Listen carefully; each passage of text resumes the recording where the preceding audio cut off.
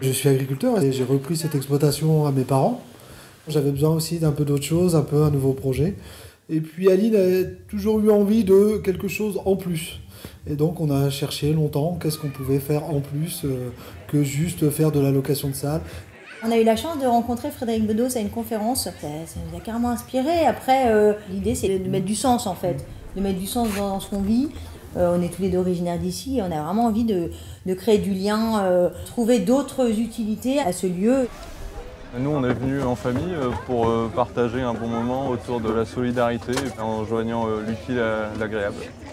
Moi, je travaille chez Macken et donc il y a eu une communication interne qui proposait aux salariés de venir participer à ce genre d'action. On se sent concerné par toutes ces actions solidaires et les gestes durables, donc ça faisait sens dans notre philosophie. Donc aujourd'hui, il faut savoir que tout ce que vous allez ramasser, ça sera donné aux banques alimentaires et une association du village.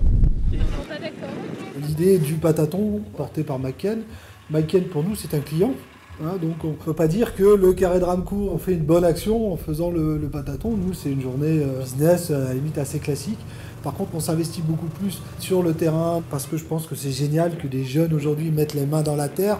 À tout prix que les citadins et surtout le consommateur sachent vraiment comment on produit aujourd'hui. Donc c'est plutôt sous cet angle-là où moi j'adore le pataton. En fait, on doit faire un minimum d'heures dans une association. 30 heures, voilà. Il y a des personnes du pataton qui sont venues de notre école et ils nous en ont parlé. Ça permet qu'on soit ensemble, qu'on se rapproche, tout ça. Chacun fait sa part. Mais on responsabilise. Voilà. Je pense surtout pour les enfants, c'est bénéfique. Ouais.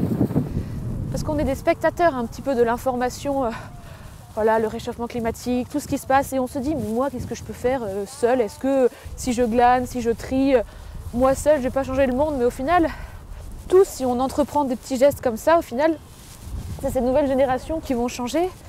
C'est plein de nouveaux comportements qui vont naître d'événements comme ça.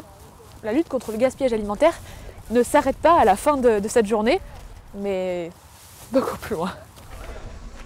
Je fais un atelier de cuisine sur le thème de la pomme de terre.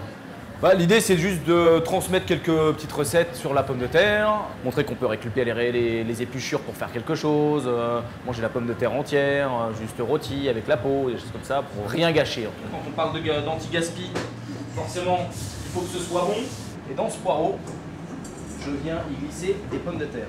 Ce qui me motive, c'est l'envie de venir partager un moment avec des gens que je ne connais pas et essayer de leur transmettre un peu de mon savoir-faire et passer un peu de temps avec eux pour la bonne cause. Cette action pataton, c'est vraiment une action de sensibilisation par rapport au gaspillage alimentaire. Parce qu'il faut savoir quand même qu'un tiers de la nourriture produite dans le monde est vouée au gaspillage. Et comment on peut réduire ce gaspillage tous ensemble? Glaner les pommes de terre qui restent dans les champs, il en reste en général 2 à 3% après la récolte, et de les donner aux banques alimentaires pour des familles qui en ont le besoin. Une goutte d'eau qui sera reprise aussi par d'autres acteurs, et ça grandit et ça fait un fleuve demain.